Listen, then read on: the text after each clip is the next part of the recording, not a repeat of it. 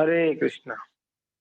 सभी वैष्णवों को श्रीमद् भागवत कक्षा में स्वागत है।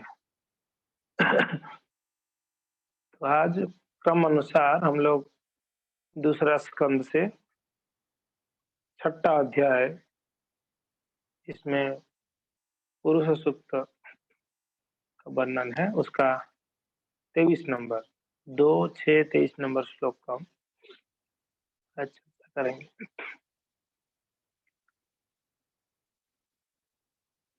ठीक है, तो आप मेरे पीछे बोलिए। यदास्य नाभ्यान्नलिनाद नाभाद नलिनाद अहम आसम महात्मनः नाविदं यज्ञ संभारं पुरुषस्वयन यवन नृते यदास्य नाभ्यान्नलिनाद अहम आसम महात्मनः नविदं यज्ञ संभारं पुरुषवयवान नृते यदास्य नाभ्यां नलिनाद अहम् आसम महात्मनः नाभिदं यज्ञ संभारं पुरुषव्ययवान नृते। आप में से कोई बोलना चाहे तो आप बोल सकते।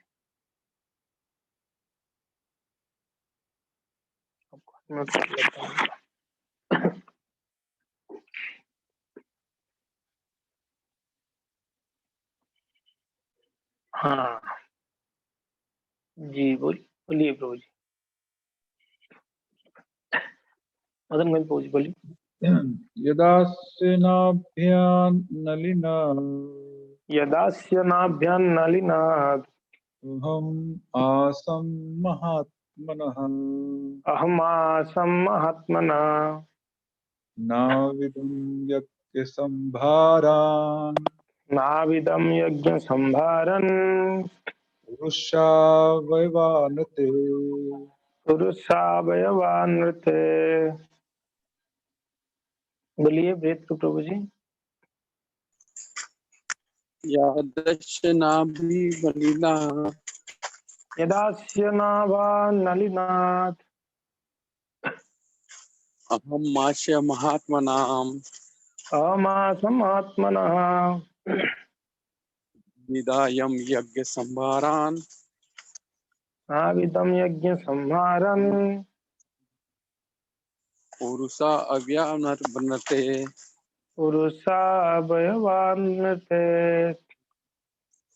कोई एक माता जी बोले। माता जी बोलेंगे। हरे कृष्ण। यदास्य नाभयान्नलिनाद यदास्य नाभ्यान्नलिनाद अहम् आसं महात्मना अहमासं महात्मनः नाविदं यज्ञ संभारन् नाविदं यज्ञ संभारन् पुरुषावयवानृते। पुरुषावयवानृते। धन्यवाद।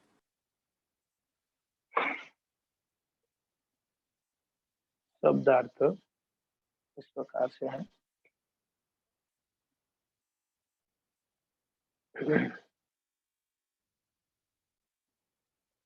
सब पीछे बोल सकते हैं। यदा जब, यस अस्य उसकी, नाभ्यात नाभि से, नलिनाथ कमल के फूलों से, कमल के फूल से, अहम मैंने, आसम जन्म लिया, महात्मनः महापुरुष की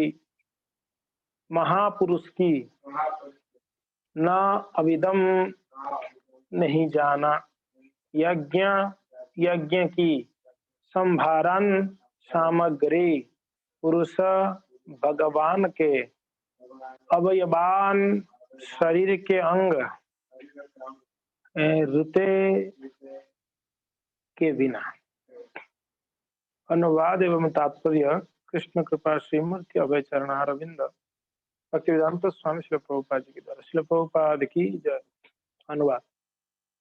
जब मैं महापुरुष भगवान या महाविष्णु के नाभि कमल पुष्प से उत्पन्न हुआ था तो मेरे पास यज्ञ अनुष्ठानों के लिए उस महापुरुष के शारीरिक अंगों के अतिरिक्त अन्य कोई सामग्री नहीं थी।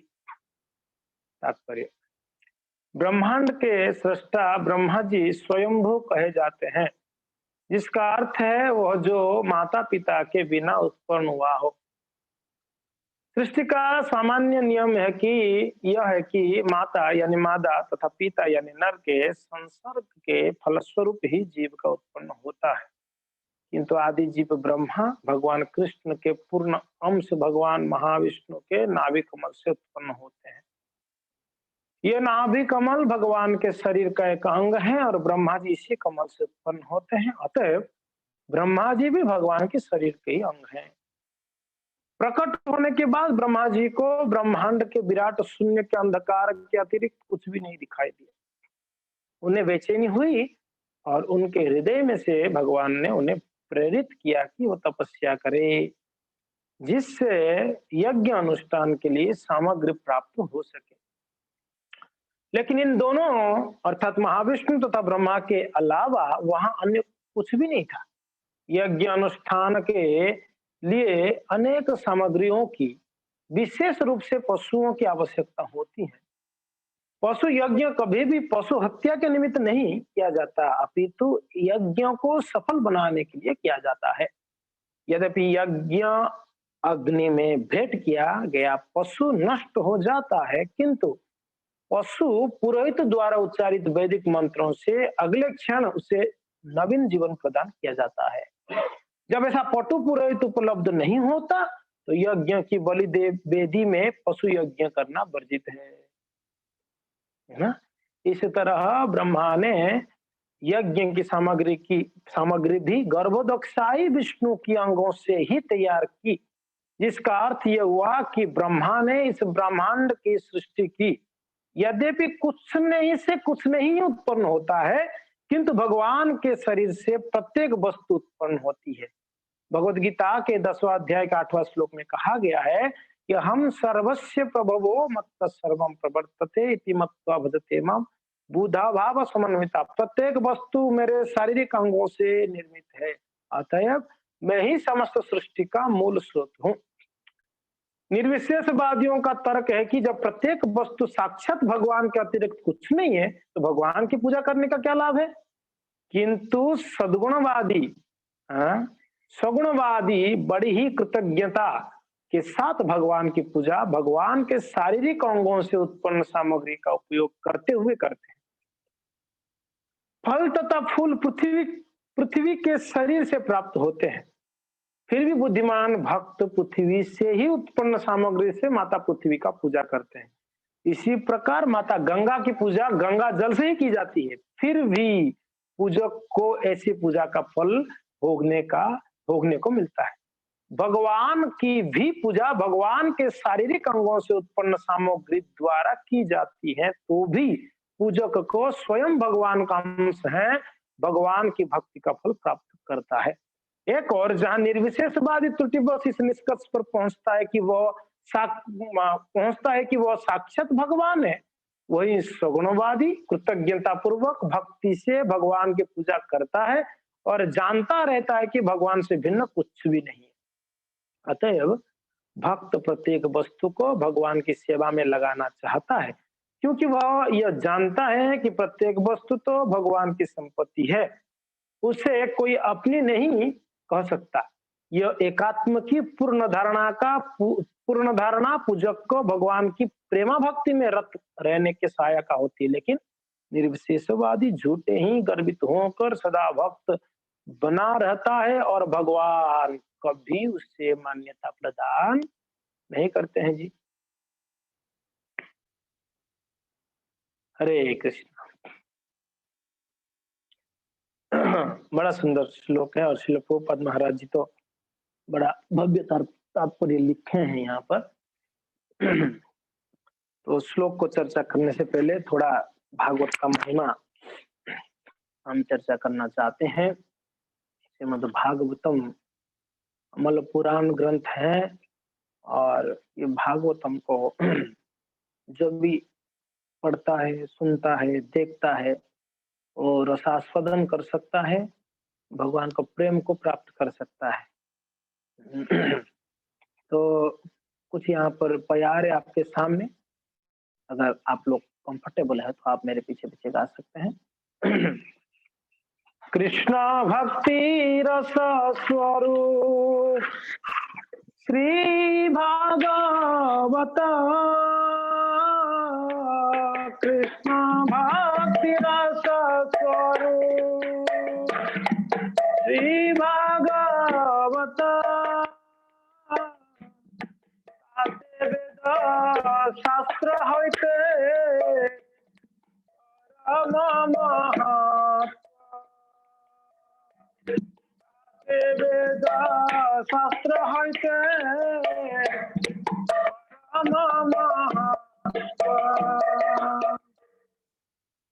तो श्री भागवत कैसा है? कहते हैं कृष्ण भक्ति रस स्वरूप। कृष्ण भक्ति का अगर रस को एक स्वरूप बनाओगे, एक मूर्ति बनाओगे उसका, कृष्ण भक्ति रस का, तो कौन है? वो भागवत है। आप सोचिए, भागवत का महिमा देखिए, ये कोई साधारण ग्रंथ नहीं है, ये कृष्ण भक्ति रस का स्वरूप है भागवत। और ये स्वरूप को अगर कोई देखता है, दर्शन या स्पर्शन, दर्शन करे या स्पर्शन करे या श्रवण करे या बखान करे या गुणगान करे या कीर्तन करे, उस सबको फल प्राप्त होती है, कृष्ण प्रेम प्राप्त होती है। ताते वेद शास्त्र होते परम महत्व। और जितना भी वेद शास्त्र है सबसे महत्वपूर्ण, सबसे यानी आप कह सकते सबसे श्रेष्ठ कोई है वो श्रीमद् भागवत है। ताते वेद शास्त्र होते परम महत्व, ये परम महत्व ये भागवत है। चारी वेद उपनिषद जत किछु चारी वेद उपनिषद जत किछु तार अर्थ लया व्यास करिला संशय, तार अर्थ लया व्यास करिला संशय। तो क्या कहते हैं? चारी वेद उपनिषद, चार वेद है, रुक यजुर्वेद सामवेद अथर्व, ये चार वेद और उपनिषद है कि नहीं? चार वेद उपनिषद और जो भी शास्त्र है, जब तो किच्छु है, और भी जो भी है शास्त्र, ऐसे बताया गया है, ये सबका जो अर्थ है, सार अर्थ, ये सबका जो निष्कर्ष है, ये सबका जो सार है, उसको व्यास ने क्या किया? सारे शास्त्रों को मर्म को इकट्ठा करके संचय किए। और क्या है वो? जय सूत्र से रुका विषय वचना, जय सूत्र जय रुका विषय वचना, भागवते से रुका श्लोके निबंधना, भागवते शरीर का श्लोक निबंधना। तो चार वेद उपनिषद और भी जो भी शास्त्र हैं, ये सब का जो सार है उसको व्यास जी ने क्या किए? संचय कर कर उसको सूत्रों में डाल दिए। सूत्र, उसको क्या कहते हैं? उस सूत्रों को वेदांत सूत्र कहते हैं। सारे वेद उपनिषद आदि का जो भी सार है उसको सूत्रों में डाल दिया गया। सूत्र आप पता है ना, कोई बड़ा चीज को कोई छोटे लाइन में डाल देना, छोटे चीज में डालो, उसको सूत्र कहा जाता है। आपने बहुत सारा सूत्र, a + b का होल स्क्वायर क्या है? तो a² + b² + 2ab आपने पढ़ा होगा। ये सूत्र होते हैं ना। तो वैसे ही पूरा चार वेद है, शास्त्र है, उपनिषद है, वो सबको सूत्र में डाल दिया गया है। आप लोग वीडियो ऑन कर सकते हैं। मैं कंफ्यूज हो रहा हूँ यहाँ पर। जो वीडियो ऑन कर सकते हैं उनको करना चाहिए, जो नहीं कर सकते अलग बात है। वीडियो ऑन कर दीजिए। तो जो कर सकते कर लेना चाहिए। तो क्या कहा गया है जी? कहते हैं वो सारे वैदिक साहित्य की जो सार है उसको सूत्र के आकार में व्यास देव जी ने संकलन किए, उसको वेदांत सूत्र कहते हैं, है कि नहीं है? सही सूत्र जय रुक को फिर सॉरी तार अर्थ लया व्यास करिला संचय और जय सूत्र सही रुको विषय वचन और भागवते सही रुको श्लोक निबंधन।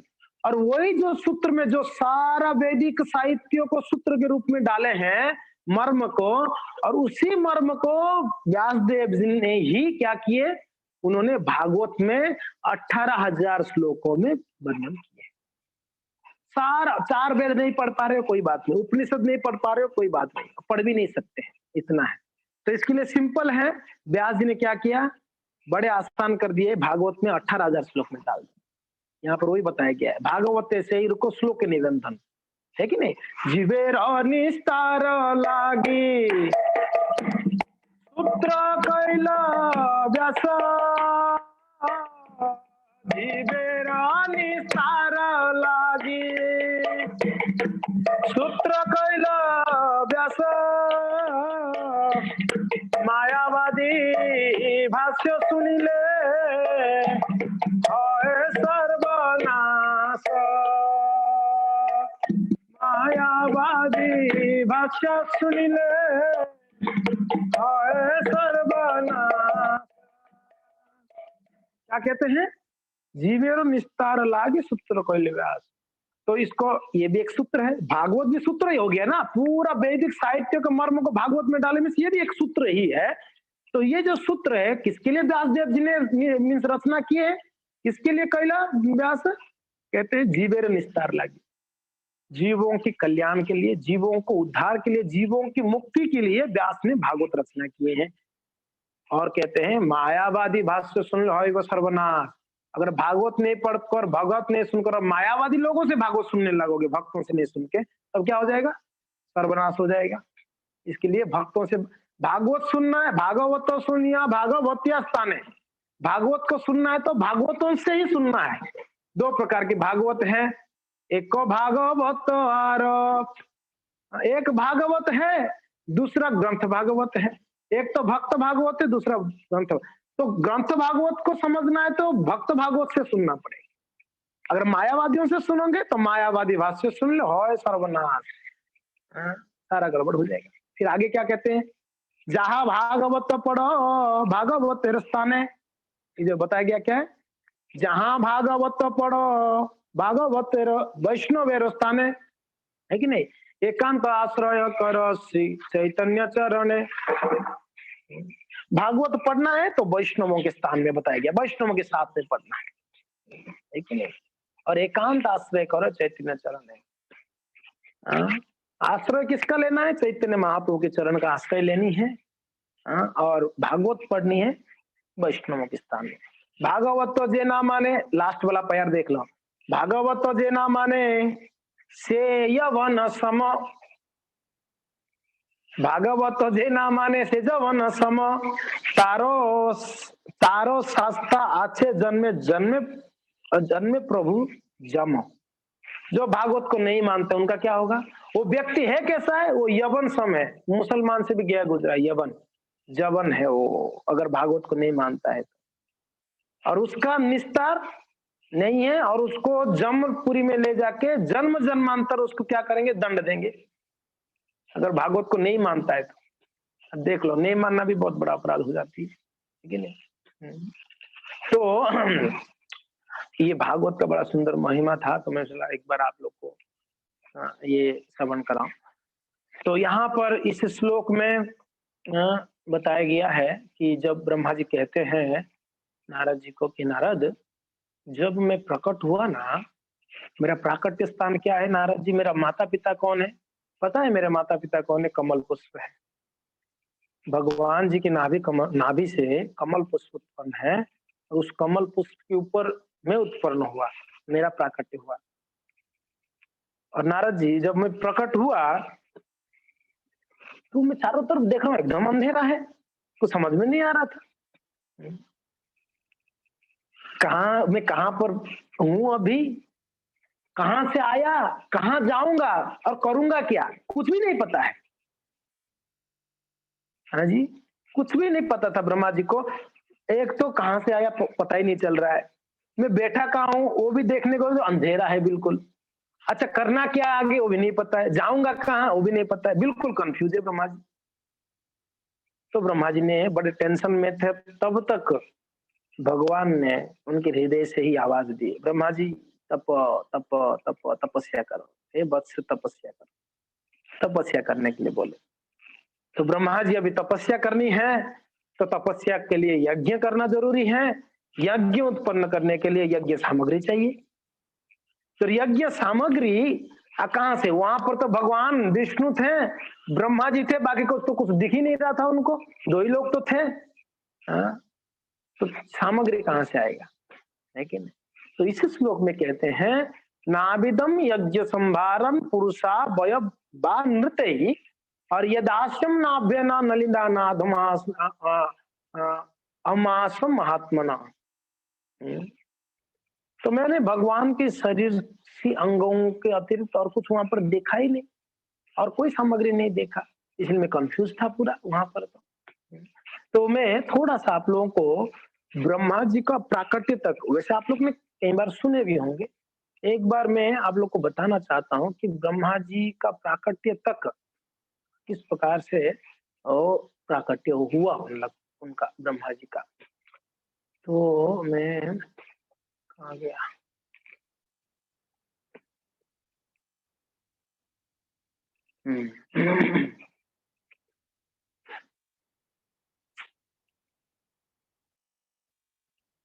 तो चैतन्य चरितमृत में बहुत विस्तृत वर्णन किए हैं कृष्णदास कविराज गोस्वामी, किस प्रकार से भगवान ब्रह्मा जी तक का प्राकट्य होता है। तो थोड़ा सा आप इस चार्ट को थोड़ा सा देख लेना तो आपको समझ में आ जाएगा। वैसे आप अपने मोबाइल में भी जूम कर सकते हो, ठीक है। तो ये चार्ट में एक बार देखिएगा, यहाँ भगवान कृष्ण है, ठीक है, यहाँ भगवान कृष्ण है, आप देख सकते हैं यहाँ पर ऊपर ना? ये कृष्ण से दो विस्तार होता है, एक स्वयं रूप और एक स्वयं रूप यानी भगवान का जो ओरिजिनल रूप है वो स्वयं रूप है, और स्वयं प्रकाश यानी भगवान का विस्तार, यहाँ भगवान विस्तार करते हैं। कृष्ण का जो मूल रूप है ना, वो लोग वृंदावन में ग्वाल बाल के रूप में, ये मूल रूप है कृष्ण का, है कि नहीं। गोविंदम आदि पुरुषम तम हम भजामि, ये गोविंद का रूप है, गोविंद यानी गायों को आनंद देने वाले गोविंद है, तो उनका मूल रूप है। और ये जो स्वयं प्रकाश है, ये दो वापस विभाजन होता है, एक वैभव प्रकाश और एक प्रभव प्रकाश। आप देख पा रहे हैं यहाँ वैभव प्रकाश, मेरा माउस को देखते रहना आप, वैभव प्रकाश यहाँ पर है, बलराम जी का प्राकट्य होता है। प्रभव प्रकाश जो है ये भगवान उसी गोलोक वृंदावन में ही अपने आप को विस्तार करते हैं, जितने गोपियां हैं उतना विस्तार करते हैं, उन लोगों के साथ में रासलीला करते हैं। तो ये प्रभव प्रकाश को साइड में रख दो, वैभव प्रकाश में आओ। वैभव प्रकाश में बलराम जी का प्राकट्य होता है कृष्ण से। थोड़ा सा समझ जाइएगा, ये बहुत जरूरी है वैसा समझना, ध्यान से समझिएगा। कृष्ण है मूल रूप, उनका गोविंद का रूप है या गोपाल का रूप है या ग्वाल का रूप है कृष्ण का। अभी उनका जो विस्तार होता है स्वयं प्रकाश का, और स्वयं प्रकाश का विस्तार यानी वैभव प्रकाश और प्रभव प्रकाश है। वैभव प्रकाश में बलराम जी का विस्तार होता है। प्रभव प्रकाश इतना ही समझिए, गोलोक वृंदावन में भगवान का जो विस्तार होते हैं, गोलोक वृंदावन में ही रासलीला करने के लिए, कोई दूसरा लीला करने के लिए अलग अलग अनेकों विस्तार होती है एक साथ में ही, वो है भगवान का प्रभव प्रकाश, उसको साइड में रखो। अभी वैभव प्रकाश में भगवान बलराम जी का प्राकट्य होता है, विस्तार होता है भगवान से। और ये वैभव प्रकाश दो प्रकार के हैं, आप यहाँ देख सकते हैं। एक को कहते हैं विलास, मेरे माउस को देखते रहो, एक है विलास और एक है स्वांश, ठीक है। स्वांश को आप साइड में रख दो, ये चर्चा का विषय ही नहीं है। हम ब्रह्मा जी तक पहुंचना है तो हमको ये चर्चा करना है, कौन सा, विलास। तो विलास में क्या होते हैं, भगवान से चतुर्भुज प्रकट होते हैं। कौन सा संकर्षण, अनिरुद्ध, प्रद्युम्न और वासुदेव। ठीक है, यहाँ आप देखिएगा, मैं यहाँ पर दिखा रहा हूँ। ये बलराम जी से प्रकट होते हैं। जो यहाँ पर जो संकर्षण होते हैं ना, उनको महासंकर्षण कहते हैं। इतना ही ध्यान रखो। क्या कहते हैं उनको? महासंकर्षण कहते हैं। चतुर्व्यूह है। ये जो महासंकर्षण 4 होते हैं, संकर्षण, अनिरुद्ध, प्रद्युम्न, वासुदेव। जो ये पहला वाला जो संकर्षण, इनको महासंकर्षण कहते हैं। ये महासंकर्षण से वापस विस्तार होता है। संकर्षण, अनिरुद्ध, प्रद्युम्न, वासुदेव, वापस विस्तार होती है। और जो वापस सेकेंड टाइम जो विस्तार होता है, संकर्षण, अनिरुद्ध, प्रद्युम्न, वासुदेव, उस संकर्षण से, कंफ्यूज नहीं करते मैं बता रहा हूं, उस संकर्षण से भगवान नारायण जी का प्राकट्य होता है। ज्यादा कंफ्यूज मत होइएगा आप लोग। भगवान नारायण जी का प्राकट्य होता है और नारायण से महाविष्णु प्रकट होते हैं। और महाविष्णु जो प्रकट होते हैं, मैं आपको एक बार चार्ट दिखाई देता हूं। कहाँ गया?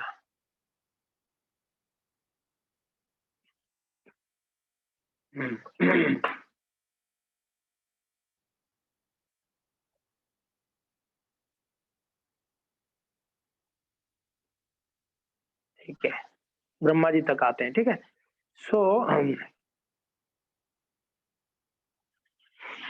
तो जब महाविष्णु प्रकट होते हैं, ये आप देखिए, कारण दक्षाय विष्णु जिनको कहते हैं, ये जो विष्णु होते हैं, मैं ब्रह्मा जी तक बताना चाहता हूँ। तो ये नारायण से ये होते हैं कारण दक्षाय विष्णु। आप देख रहे हैं, कारण दक्षाय विष्णु यहाँ पर सोए हुए हैं। और ये जो सागर है, जिस सागर में वो सोते हैं, आप सोचते होंगे ना, सोना ये तो कोई घर में सोना चाहिए, जाके समुद्र में सोने का क्या जरूरत है इनको? अरे बाबा, उनके शरीर की पसीने से समुद्र बन गया, तो समुद्र में वहीं पर सो गए ठाकुर जी।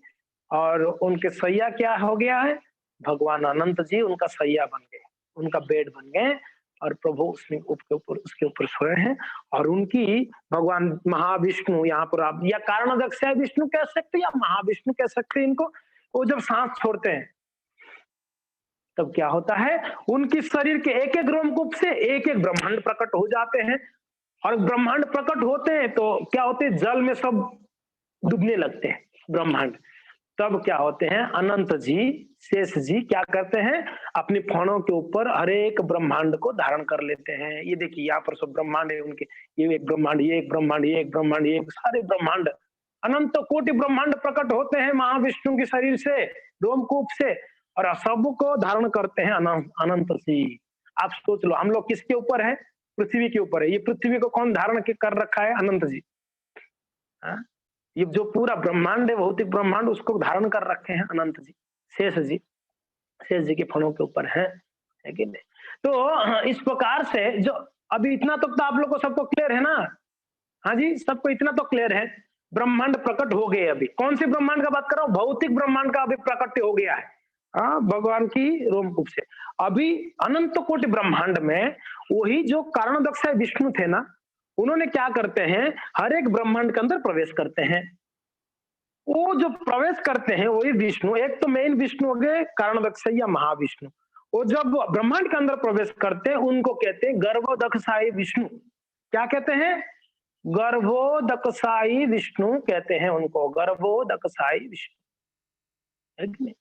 तो गर्भोदक्षायी विष्णु जब हर ब्रह्मांड के अंदर प्रवेश करते हैं तब क्या होता है, गर्भोदक्षायी विष्णु के जो नाभि कवल है, नाभि है, यहाँ आप देख सकते हैं, ये है गर्भोदक्षायी विष्णु। ये गर्भोदक्षायी सागर है और इसमें भी गर्भोदक्षायी विष्णु, ये भी यहाँ पर सोए हुए हैं। भगवान का काम ही क्या है, जहां भी देखो सोते रहते, उनका काम यही है।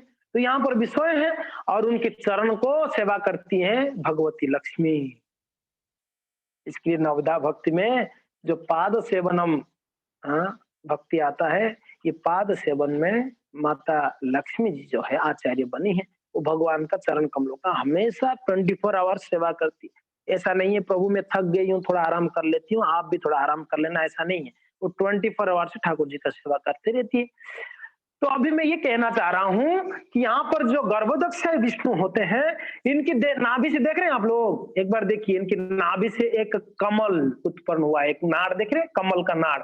ये कमल का नाड़ ऐसे देखिए ऊपर गया हुआ है, ऊपर गया हुआ है, ऊपर गया हुआ है, ऊपर पद्म पुष्प है, कमल पुष्प है, और उसके ऊपर ब्रह्मा जी प्रकट होकर अभी घबरा गए अंधेरा में।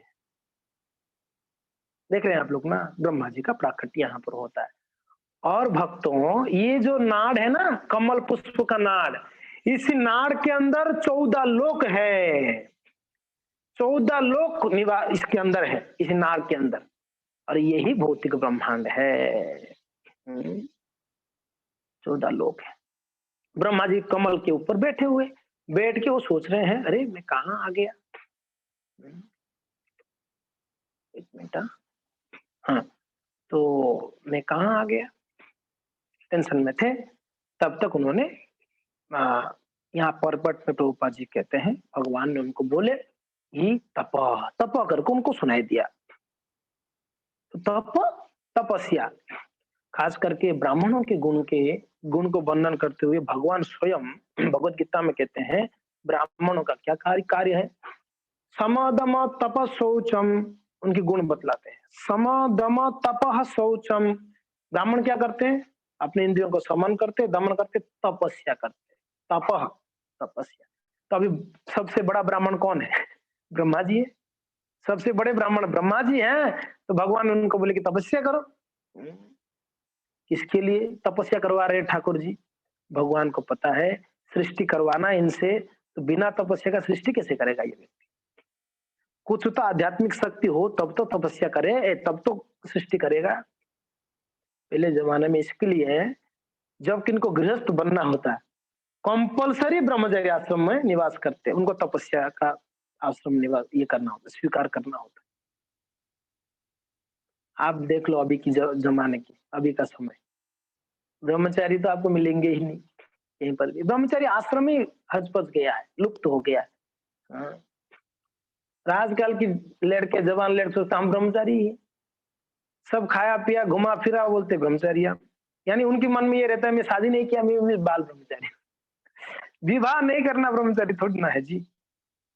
ब्रह्मचारी जीवन तपस्या का जीवन है, तपस्या करना अनिवार्य है। इसके लिए कोई भी गृहस्थ आश्रम को स्वीकार करते तो उनको तप है। तो बोले कि फिर गृहस्थ आश्रम जो स्वीकार नहीं था उसको तपस्या नहीं चाहिए। नहीं, जीव मात्र ही तपस्या चाहिए, मनुष्य मात्र ही तपस्या चाहिए। इसके लिए भगवान ऋषभ देव जी ने अपने पुत्रों को क्या बोलते हैं, नायम देह देह भाजान निर्लोके कष्टान कामन अर्हति दुर्भुजांगे। क्या कहते हैं, ये शरीर जो है किसके लिए मिला है, तपो दिव्यम पुत्र काजे न सत्वम शुद्धेत सत्वम ब्रह्म सुखम अनंतम। ये ऋषभ देव जी कहते हैं 511 में, आप 551 में आप देख सकते हो, 5वां स्कंद के 5वां अध्याय में।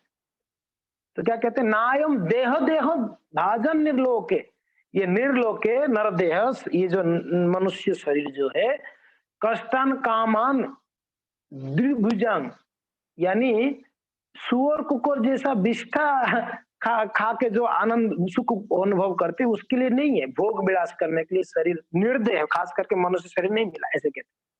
फिर किसके लिए मिला है, पिताजी बताइए किसके लिए मिला है।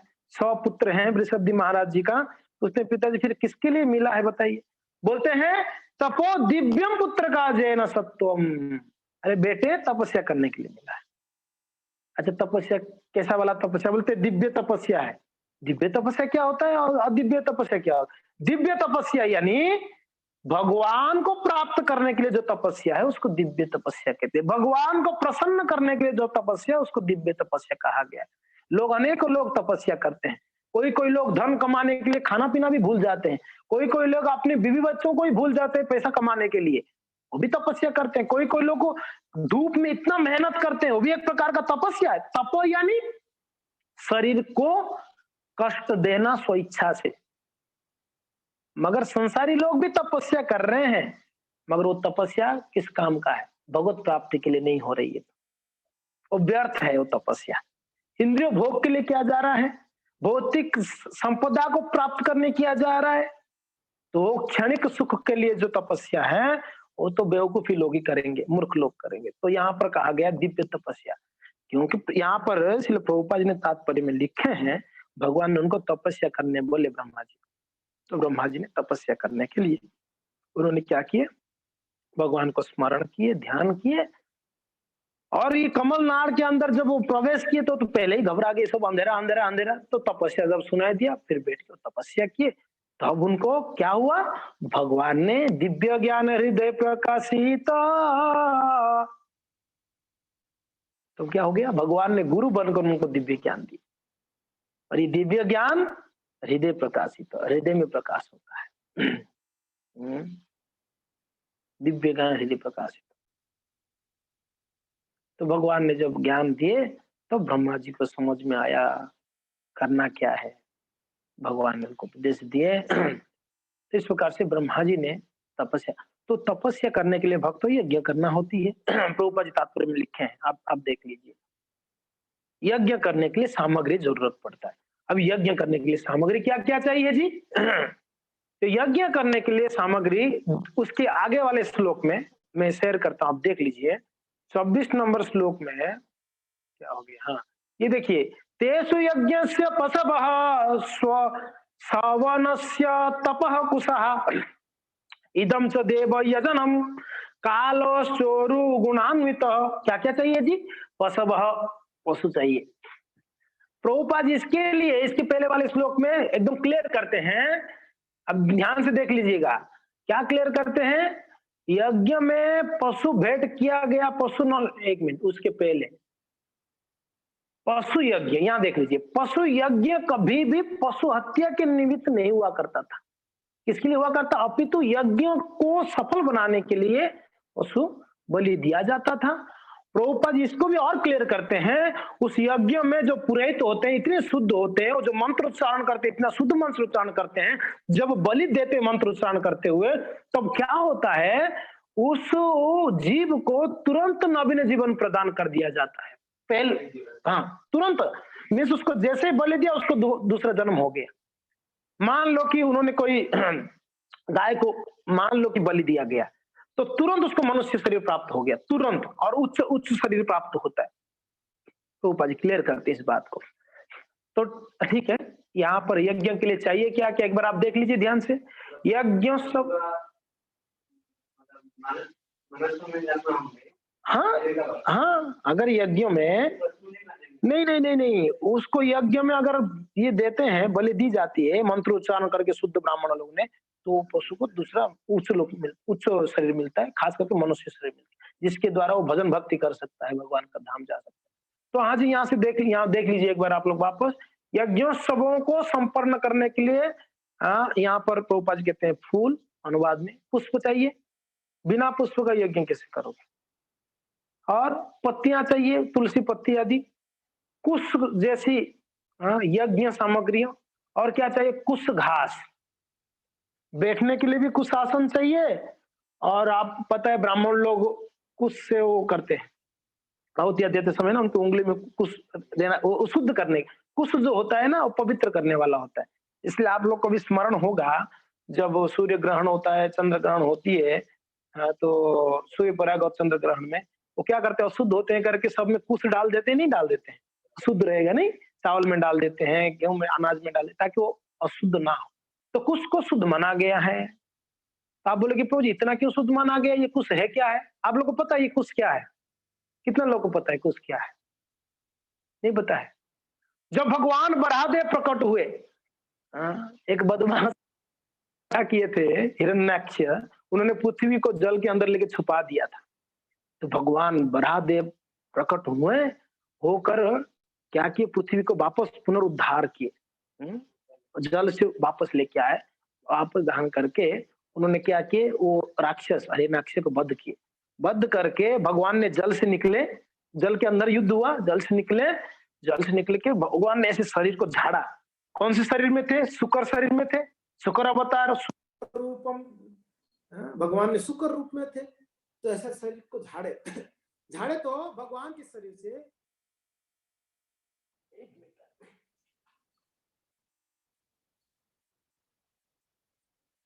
तो शरीर को झाड़ा, भगवान के शरीर से एक रोम नीचे गिर गया, उनके शरीर से एक रोम नीचे गिरा, भूलोक में गिरा, तो क्या हो गया, वो उग गया, वो ही कुश घास है, वो ही कुशाग्रास है। कौन है? भगवान बराहदेव की रोम है उस कुशाग्रास, इसलिए पवित्र माना गया है, शुद्ध माना गया है। ये कोई साधारण नहीं है, ये कुश घास बड़ा पवित्र होता है, भगवान का शरीर का रोम ही है। तो ये कुश घास जहां जहां भगवान का शरीर का रोम गिरा, वहां वहां कुश उत्पन्न हुआ। ये कुश आसन पवित्र माना जाता है, कुश आसन में बैठ के ध्यान किया जाता है, तप किया जाता है, तपस्या की जाती है, ये कुश आसन है। तो जो भी है यहाँ पर बताया गया है, कुश जैसी यज्ञ सामग्रियों का जरूरत पड़ती है। समय मीन्स हो रहा है, खत्म हो रहा है, थोड़ा सा जल्दी से सुन लीजिए। और साथ साथ में और क्या चाहिए है? कहते हैं इदम च देव यजनम काल स्वरू गुणान्वित। और क्या चाहिए? यज्ञ वेदी तथा उपयुक्त। यज्ञ वेदी भी चाहिए, एक वेदी बनाना पड़ता है कि नहीं है? आप देखो ईंट से बनाते हैं आदि में, जो भी यज्ञ वेदी चाहिए। हाँ जी, और इस प्रकार से उपयुक्त समय देख लो क्या क्या, यह ध्यान से देखिए। फूल चाहिए, पत्ती चाहिए, कुछ घास चाहिए, और साथ साथ में वेदी चाहिए यज्ञ करने के लिए, और उपयुक्त समय भी चाहिए, परफेक्ट समय होनी चाहिए, है कि नहीं? यहाँ पर प्रभुपाद जी ने बसंत लिखा है। बसंत जो होता है बड़ा परफेक्ट समय होता है यज्ञ करने के लिए। फिर आगे श्लोक 25 नंबर, ये तो चर्चा होगी, फिर भी मैं यहाँ पर और कुछ सामग्री दी गई है, मैं बता देता हूँ। यज्ञ की और अन्य सामग्रियां क्या क्या है? पात्र चाहिए, अन्न चाहिए, घी चाहिए, शहद, सोना, मिट्टी, जल, ऋग्वेद, यजुर्वेद, सामवेद तथा यज्ञ संपन्न करने वाले 4 पुरोहित, मुख्य मूल 4 पुरोहित चाहिए, शुद्ध वाले, है कि नहीं है? समझ रहे हैं ना? ये सारा यज्ञ करने के लिए सामग्रियां चाहिए। ब्रह्मा जी को यहाँ पर कोई दिख ही नहीं रहा है, तो ब्रह्मा जी ने किया क्या? भगवान के शरीर से सारा सामग्री उन्होंने इकट्ठा कर लिया। अभी तो कुछ वहां पर है, अभी हमारे पास तो मार्केट है, जाके मार्केट से खरीद के ले आओगे आप। उस समय ब्रह्मा जी के उधर कौन से मार्केट था? कोई मार्केट नहीं था। भगवान का शरीर ही उनके लिए एक प्रकार से मार्केट, सारा शरीर से सारा सामग्री इकट्ठा कर लिया उन्होंने। तो प्रभुपाद जिसके तात्पर्य में क्लियर करते हैं, सब कुछ भगवान से शरीर से उत्पन्न हुआ है, इससे मीन्स आपको क्लियर हो सकते हैं आप। सब कुछ भगवान के शरीर से ही प्रकट हुआ। आप यहाँ तक कि ब्रह्मा जी भी तो भगवान के शरीर से हुए, इसके लिए हम सभी भगवान के अंश है। जो भी संसार में देख रहे हैं, चर अचर सब कुछ भगवान के ही अंश है। अहम सर्वस्य प्रभवो, तात्पर्य में प्रभुपाद जी उदाहरण देते हैं। मत्तः सर्वम प्रवर्तते, मैं सभी का प्रभु हूं, यानी उद्गम स्थल हूं। मत्तः सर्वम प्रवर्तते, मेरे से सब कुछ उत्पन्न हुआ है, मैं उद्गम स्थल हूं, मेरे से सब कुछ उत्पन्न हुआ। भगवान कहते हैं इस बात को, चर अचर सब। इसलिए प्रभुपाद ने तात्पर्य में और क्या बोल रहे हैं इसके लिए, कि कोई भी ये दावा नहीं करे कि मेरा है, ये तो बेवकूफी हो जाएगी, मूर्खता हो जाएगी कोई अगर बोल दे कि मेरा है, क्योंकि ना इस संसार में कुछ भी हमारा नहीं है। और देखा जाए ये शरीर भी अपना नहीं है, माता पिता दिए हैं, ये शरीर भी किसी ने दान दिया है हमको। एक नंबर की भीख मांगे हैं हम लोग इस संसार में, देखा जाए तो सब कुछ दान में ही मिला हुआ है। शरीर दान में मिला हुआ है, कपड़े दान में मिला हुआ है। आप बोलोगे कि कपड़े तो मैंने खरीद के लाया था दुकान में जाके, जींस टी शर्ट, काई का जींस टी शर्ट तो खरीद के लाया भैया। कहाँ से हुआ है? रेशम की सुतली से हुआ है। धागा रेशम का सुतली कहाँ से आया है जी? एक बार कोई भी चीज को ना थोड़ा सा मूल तक जाइए, जड़ तक, तब पता चल जाएगा कहाँ से आया, कौन दिया आपको। तो धागे से बना, धागा कहाँ से आया है?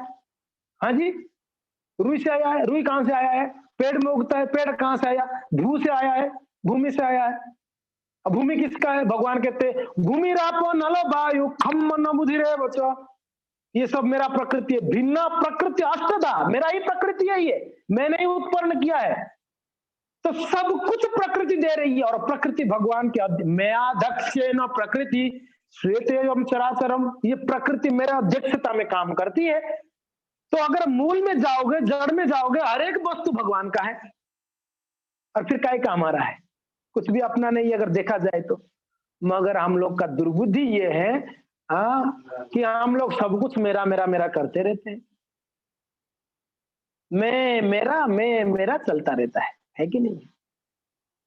ज्यादा मैं करोगे ना, बकरे को जैसे हलाल करते हैं ना, वैसे हलाल किया जाएगा हमारा, ध्यान रखना। बकरा मैं करता रहता है, एक दिन हलाल हो जाता नहीं आ जाता, काट के सब्जियां बना के खा डालते हैं। तो जब मैं करता है व्यक्ति अहंकार से, काल रूपी पुरुष क्या करता है? प्रॉपर दंड देता है। भगवान कहते हैं कालोस्मि, मैं स्वयं काल के रूप में आता हूं। मृत्यु सरति मद भयात, मृत्यु मेरा अध्यक्षता में काम करती है। अगर ज्यादा अहंकार दिखाएंगे मैं करके तो हो जाएगा हलाल हमारा। ज्यादा अहंकार नहीं दिखना चाहिए।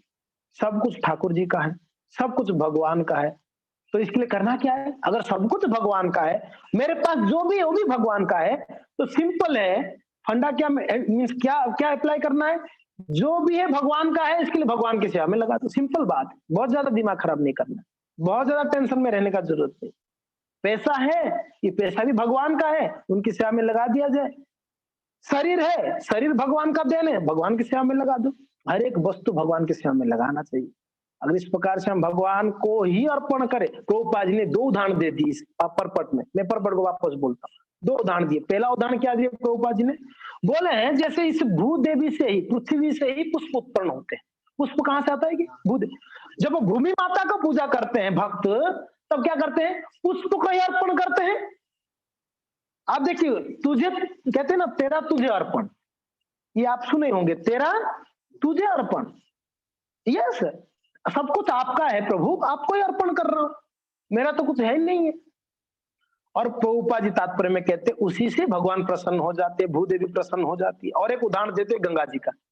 गंगा में स्नान करते हो, गंगा जी में जल चढ़ाते हैं, गंगा से ही जल उठा के गंगा जी में ही देते हैं, बोलते ओम गंग देवाय नमः, गंगा मैया का प्रार्थना करते हैं, गंगा जी प्रसन्न। अरे मेरे को जल चढ़ाया इस व्यक्ति ने, अरे काय का जल चढ़ाया? ये तो आपका ही जल है जी, आपके ही से जल उठा के उन्होंने, मगर फिर भी गंगा जी प्रसन्न होती है। एग्जैक्टली ऐसा ही है, इस संसार में सब कुछ भगवान का है, फिर भी जब भगवान को देते हैं।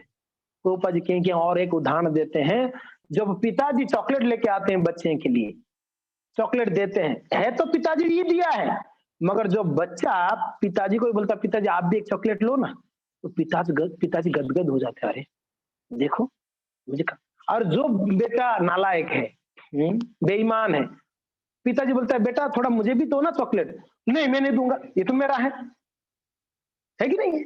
और भाग जाता है, नहीं देना है, तो वो तो बेईमान हुआ ना।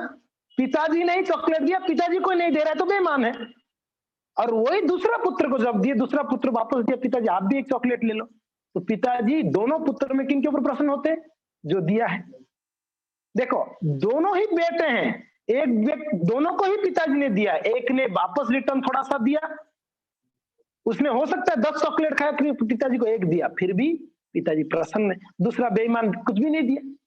तो इसलिए संसार में हर एक वस्तु भगवान को होने के नाते हमको भगवान के ही सेवा में लगा देनी चाहिए, प्रयास करनी चाहिए, जितना हो सके उतना भगवान के शरण में, भगवान के चरण में अर्पण करें। और यही भक्ति है जी, भगवान को अर्पण करना ही भक्ति है।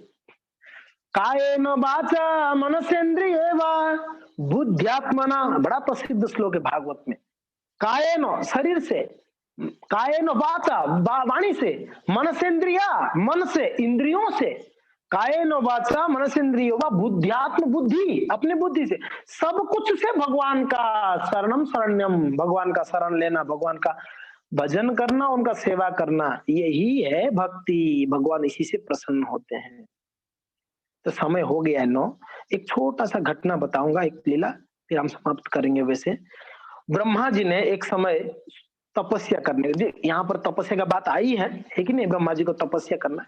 एक बार ब्रह्मा जी ने तपस्या किया, एक जगह में बैठ के, ध्यान से सुनिएगा, ब्रह्मा जी बैठ के तपस्या किया, भगवान को स्मरण। किसके लिए तपस्या कर रहे थे पता है? उनको भगवान का दर्शन करना था। जैसे यहाँ पर भी भगवान कमल पुष्प के ऊपर ब्रह्मा जी जब प्रकट हुए, तब जब तपस्या किए, भगवान का दर्शन किया उन्होंने, एग्जैक्टली ऐसे ही ब्रह्मा जी ने और एक बार भी भगवान को दर्शन करने का लालसा से, इच्छा से भगवान ब्रह्मा जी ने बैठ के घोर तपस्या किए। घोर तपस्या से भगवान प्रसन्न होकर बोलते हैं वत्स, ए वत्स। तो ब्रह्मा जी ने आंख खोले, भगवान ने शायद बुला रहे हैं, तो ब्रह्मा जी ने आंख खोला, सिर्फ पानी ही पानी दिख रहा है। आप सामने क्या दिख रहा है? ओनली जल। ब्रह्मा जी ने, प्रभु कहाँ हो आप? बुला रहे हो, वत्स करके दर्शन भी नहीं दे रहे हो। भगवान कहते हैं कि बेटा ये मेरा जल स्वरूप ही है, मेरा ही स्वरूप है बेटा ये। बोले अच्छा। तो ब्रह्मा जी ने प्रणाम किए, जल स्वरूप का दर्शन करके गदगद हो गए ब्रह्मा जी। वही जल स्वरूप कौन सा है जी? कौन सा है? पुष्कर तीर्थ। आप अभी भी अजमेर के पास जाएंगे, वही है।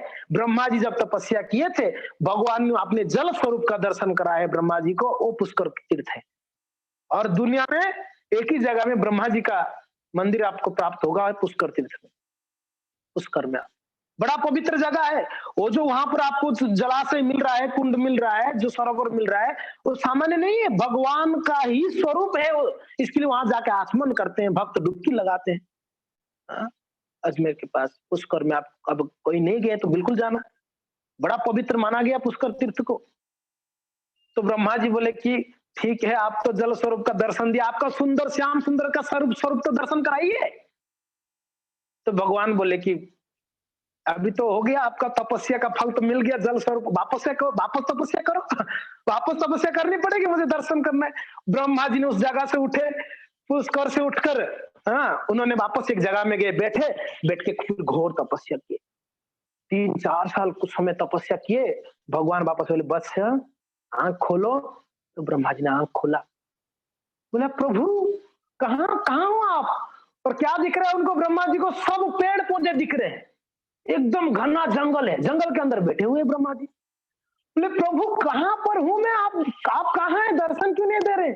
भगवान कहते हैं ब्रह्मा जी ये मेरा ही स्वरूप है, वन स्वरूप है, ये वन स्वरूप। तो ब्रह्मा जी बोले कि प्रभु धन्यवाद, वन स्वरूप का दर्शन कर कर गदगद हो गए। वो कौन सा वन है? नैमिषारण्य। भगवान का ही वो स्वरूप है नैमिषारण्य, कोई साधारण नहीं है जी। नैमिषारण्य आपको अगर कोई गए होंगे, जहां पर नैमिषारण्य में सुत गोस्वामी पाद ने 88,000 मुनि ऋषियों को कथा श्रवण कराए थे, जो भागवत हमने अभी पढ़ रहे हैं, वही नैमिषारण्य है, जो भगवान का ही स्वरूप है नैमिषारण्य, कोई अलग नहीं। ब्रह्मा जी, और 5 मिनट ले सकता हूं अगर आप लोग का आज्ञा हो तो, ऐसे समय हो गया है। भगवान को बोले प्रभु जल स्वरूप, वन स्वरूप सब दर्शन हो गई, कृपया आपका चतुर्भुज धारण का स्वरूप, विष्णु स्वरूप को दर्शन कराओ, सुंदर रूप। तो भगवान कहते हैं कि ब्रह्मा जी मेरा स्वरूप का दर्शन करना इतना आसान है क्या? आप जो तपस्या करो इससे मुझे दर्शन नहीं कर पाओगे मेरा स्वस्वरूप को। फिर प्रभु बोले कि बहुत घोर तपस्या, घोर ये यज्ञ करनी पड़ेगा आपको।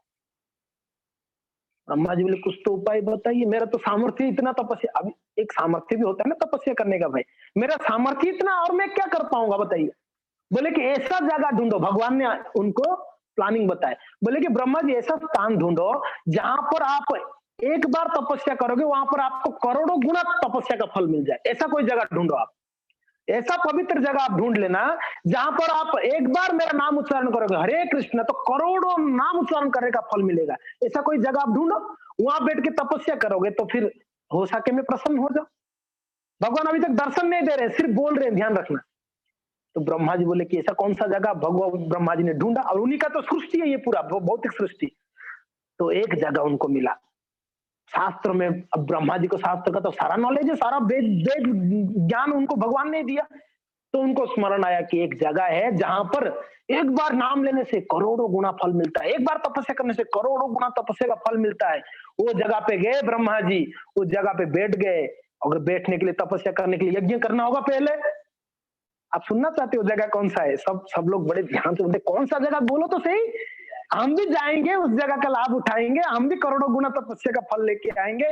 वो जगह और कुछ नहीं है भक्तों, और कोई नहीं है, वो जगह है कांचीपुरम। नोट कर लेना आप लोग, तमिलनाडु में कांचीपुरम है। कांचीपुरम ऐसे तो प्रसिद्ध है माताओं की साड़ियों के लिए, पर वो प्रसिद्ध है भगवान की वहां पर दर्शन के लिए। वरदराज स्वामी वहां निवास करते हैं। कितना लोग कांचीपुर गए आप में से? एक, बस एक, दो। अच्छा आप दोनों मेरे साथ ही गए थे शायद, मेरे साथ। हाँ, जोशी माता जी, शारदा माता जी, श्री राम निवास, आप लोग यात्रा चलेंगे। अभी लॉकडाउन खुल गया, वापस चलेंगे यात्रा, डोंट वरी, साउथ इंडिया यात्रा। सो वहां पर गए ब्रह्मा जी, अभी यज्ञ करना है, मैं अभी 2-3 मिनट में खत्म करूंगा। यज्ञ करने के लिए उनको यज्ञ कुंड बनाए, जो भी सामग्री यहाँ पर बताएगी वो सारा इकट्ठा किए। अभी यज्ञ पुरुष चाहिए, ध्यान देना, यज्ञ करने के लिए यज्ञ पुरुष, यानी भगवान का कोई श्री विग्रह चाहिए, किनको आराधना करेंगे यज्ञ में।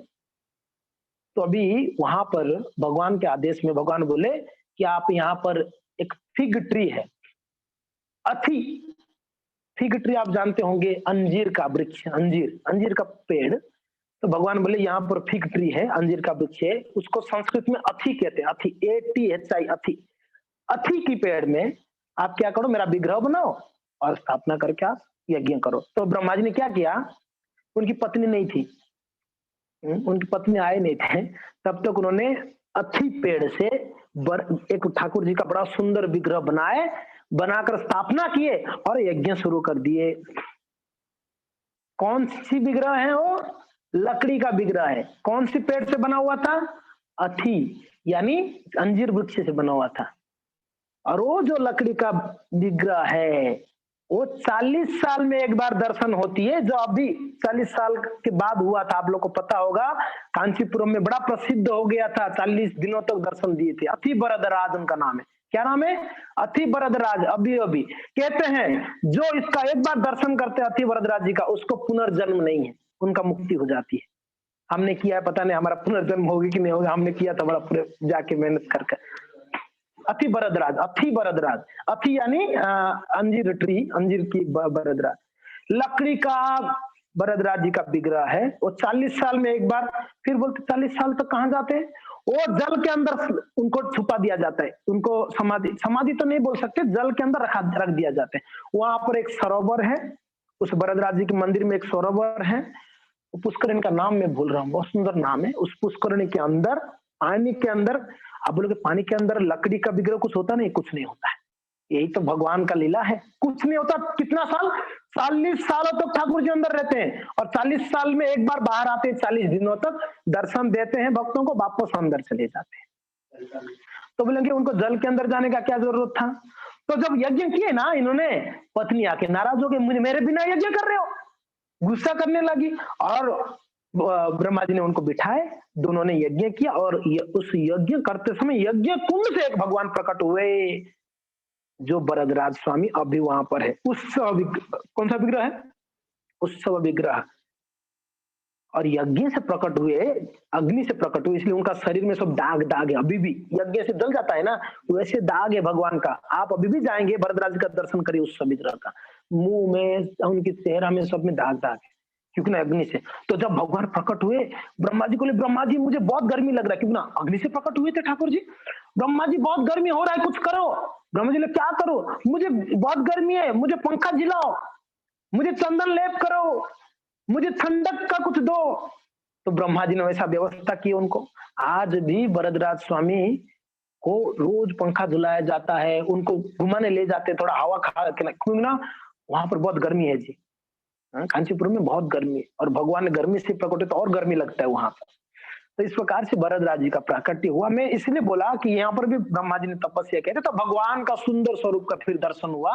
तो भगवान ब्रह्मा जी ने भगवान को धन्यवाद दिए, धन्यवाद आपके सुंदर रूप के लिए। तो वो रूप आपको दर्शन करनी है, जो ब्रह्मा जी ने दर्शन किया था, वो आपको कांचीपुरम जाने पड़ेगा उस रूप को दर्शन करने के लिए। ठीक है, धन्यवाद। हरे कृष्णा। जय ग्रंथराज श्रीमद् भागवतम की जय, श्रील प्रभुपाद की जय, निताय गौर हरि प्रेमानंदे, हरि हरि बोल।